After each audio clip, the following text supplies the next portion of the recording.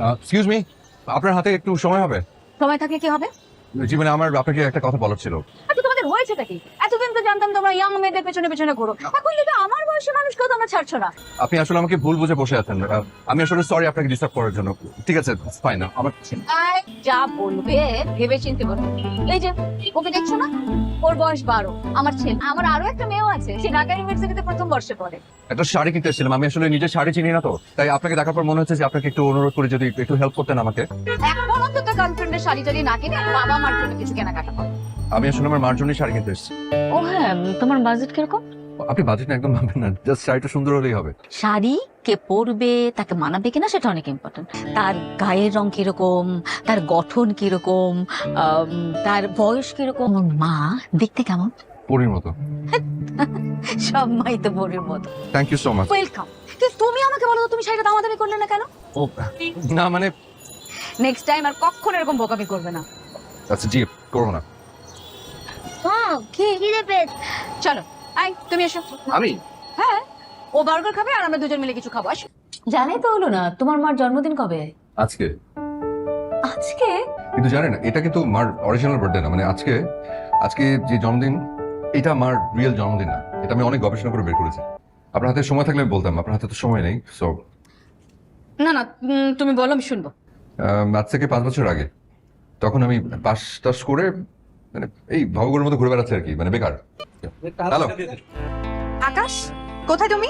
তোকে না থাপড়া একদম সোজা মানে ফেলবো, বুঝছিস? তোরা মানা করছিস যে আমার নাম তো ডাকবি না, আমি তোর বড়। আর আমি তোমার নাম ধরে ডাকবো না, কি বলে ডাকবো? ও গো, হ্যাঁ গো, এইসব বলে ডাক না, অন্য কিছু ডাকবি দরকার হলে। ওকে, ডাকবো না।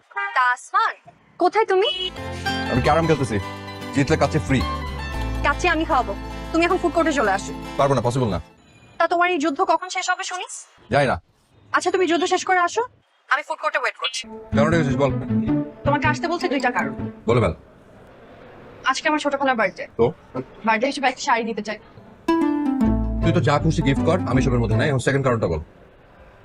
দ্বিতীয় কারণটা হচ্ছে তোমাকে দেখতে খুব ইচ্ছে হচ্ছিল। ওইটা তোমার জানা দরকার, তুমি বুঝবা। কি যে ঢঙ্গি একটা, মানে কোত্থেকে যেসব ঢং শিখলি? শোনো, ফুড মানে কিন্তু ফাটাফাটি। আর তুমি তো খাবারের জন্য সব জায়গায় যেতে পারো। তা ঠিক, সাথে 1000 টাকা দিবি তাহলে আমি যেতে পারি। তুমি তো জানো না, তোমাকে পাশে পাওয়ার জন্য আমাকে যদি পুরো পৃথিবী দিয়ে দিতে হয়। যখনই টাকার কথা বলি তখনই চুপ। তুই টাকা দিবি নাকি আমি কেটে পড়বো? ওকে, দিব। আজকে তোমার কাজ কি? কোনো কাজ নাই। গুড, তাহলে বাসা যাবে এখন আমার সাথে। দাদি তোমাকে যেতে বলছে। আসসালামু আলাইকুম। ওয়ালাইকুম আসসালাম। কেমন আছেন আপনি? ভালো আছি। তোর মার কি অবস্থা, কেমন আছে? মা আছে, ভালো আছে। আসমান ভাই, দাদি তোমাকে ডাকছে। কি বলি? আসমান ভাই। চল। আচ্ছা দাদি, তুমি তোমার এই হিরোকে এত ভালোবাসো কেন? তুই আমাকে দেখা, লাখে এরকম একটা ছেলে পাবি না। ও যা করে সারাক্ষণ ওর মায়ের জন্য, একটা মেয়েও এত করে না। তুমি তোমার এই হিরো প্রেমে এত ডুবে আছো যে আমাদের কারো গুণ তোমার চোখেই পড়ে। হীরার টুকরা, বুঝেছিস? হীরার টুকরা। আমার মেয়ের কপাল যে এরকম একটা ছেলে ও পেটে ধরেছিল। প্লিজ দাদি, তোমাদের এই হীরের টুকরাটাকে আমাকে দিয়ে দাও।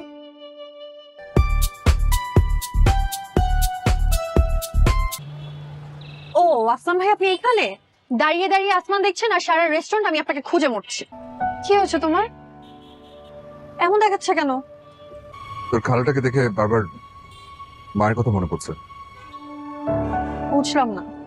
তোর খালার চোখে মুখে না একদম কেমন যেন একটা বাচ্চাদের মতো আনন্দ এনে দিয়েছে। আমি তো আমার মার চোখে মুখে এরকম একটা আনন্দ এনে দিতে পারি। অবশ্যই পারো। এখন থেকে মার জন্মদিন পালন করবো ভাবছি। তুই খাওয়ানোর জন্য নিয়ে আসছিস, খাওয়া সার্ভ করেনি এখনো? তোমাকেই রাখতে এসেছি। চল। চলো। গতকালকে রিয়ার খালার জন্মদিনে গেছিলাম না, ওখানে যাওয়ার পরে আমার মাথায় একটা আইডিয়া আসছে।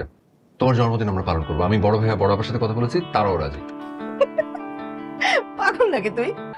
এখন থেকে প্রত্যেকটা বছর মাকে এই আনন্দের দিনটা উপহার দিতে চাই, বুঝছিস? তোমার জন্মসাল কত, জন্ম তারিখ বলো। আমি জানি না। হ্যাঁ, তুই বললেই হলো তুমি জানো না। সত্যি আমি জানি না বাবা। মামারটা তো লিখে রেখেছে। ওটা আমি লিখে রেখেছিলাম। তাহলে তুমি তোমার মায়ের জন্মদিন পেলে কিভাবে? ও অনেক অনেক কষ্ট হয়েছে। সব ফ্যামিলি মেম্বারদেরকে ডাকলাম, সবাই বাসায় আসলো। যুদ্ধ যে হয়েছে, যুদ্ধ হবার কতদিন আগে মার জন্ম হতে পারে? যেই বছর যুদ্ধ শুরু হয়েছিল ওই বছরই তোর মারে স্কুলে ভর্তি করাই দিছিলাম। মার বয়স তখন 4, 5 বা 6 বছর। 4, 5 না 6। তাহলে এখন ডেটটা কিভাবে পেলে? মা আপনি ফোন দিয়েছেন। আচ্ছা শোনো, তুমি তোমার বন্ধুদের সাথে কাটনা মারো, আমার আসতে একটু দেরি হবে, ওকে? ওই মিটিং এ যারা যারা উপস্থিত ছিল সবাইকে আমি জিজ্ঞেস করলাম যে 1 থেকে 10-এর মধ্যে যে কোনো একটা দিন বেছে নিতে। 4, 5 না 6 কোনটা? আরে একটা কিছু ধরে নিলেই হয়। তুই বলো কোনটা ধরবো, 4, 5 না 6? আমি কি করে বলবো বাবা? একটা কিছু ধরো মা। আমার মত হলো মা যেটা বলবে সেটা। মা সবাই তোমাকেই বেছে নিতে বলছে, কোনটা ধরবো বাবা? হলো, দাঁড়া বলি, মাসটা হলো ওই কার্তিক মাস। কার্তিক মাস ইংরেজি কি মাস মা? অক্টোবরের মাঝামাঝি থেকে নভেম্বরের মাঝামাঝি। মাসের শুরুর দিকে, মাঝামাঝি, শেষের দিকে? কি বলো, শেষের দিকে? শেষের দিকে। এই 10 দিনের মধ্যে তুমি যে কোনো একটা দিন বাঁচো। 5। 5 কেন? 5 আমার প্রিয় সংখ্যা বাবা। তোরা 5 ভাই বোন তাই। মায়ের প্রথম জন্মদিন পালনের দিন মায়ের চোখে মুখে না একটা অন্যরকম আনন্দ দেখতে পেয়েছিলাম। তোমাকে পরীর মতো সুন্দর লাগছে মা। আমার এই দুটো হাত নিয়ে তুই সবসময় কিসের ঘ্রাণ শুকিস?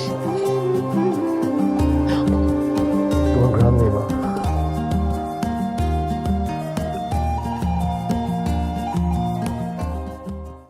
এরপর থেকে প্রত্যেক বছর আমরা মায়ের জন্মদিন পালন করি। আপনি আপনার অনেক সময় আজকে আমার জন্য নষ্ট করলেন, আমাকে অনেক সাহায্য করেছেন, এজন্য অনেক অনেক ধন্যবাদ। আপনি প্লিজ আপনি শেষ করেন, আমি কাজ উঠি। হ্যাঁ sure, bye. Okay, take care. Tata.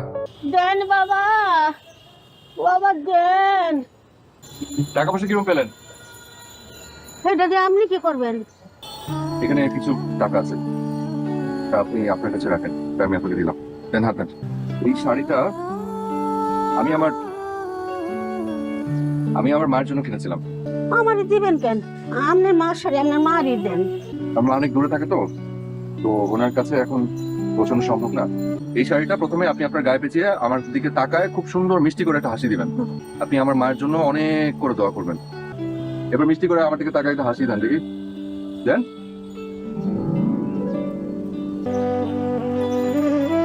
আপনার শরীরের ঘ্রাণ নিলাম মা, আপনার ঘ্রাণটা আমার মায়ের ঘ্রাণের মতো মিষ্টি। তুমি শাড়িটা ওনাকে দিয়ে দিলে কেন? আরে আমি তোমার ফোন নাম্বার নিইনি, সেই জন্য তোমার পেছনে পেছনে কতবার ডাকলাম, তুমি তো শুনলেই না।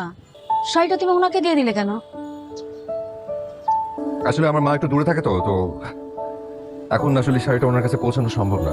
শোনো, ঢাকা শহর থেকে বাংলাদেশের যে কোনো জেলায় দিনের মধ্যে পৌঁছানো যায়। তোমার মাকে অনেক দূরে থাকে। অনেক দূর। কোথায় থাকে?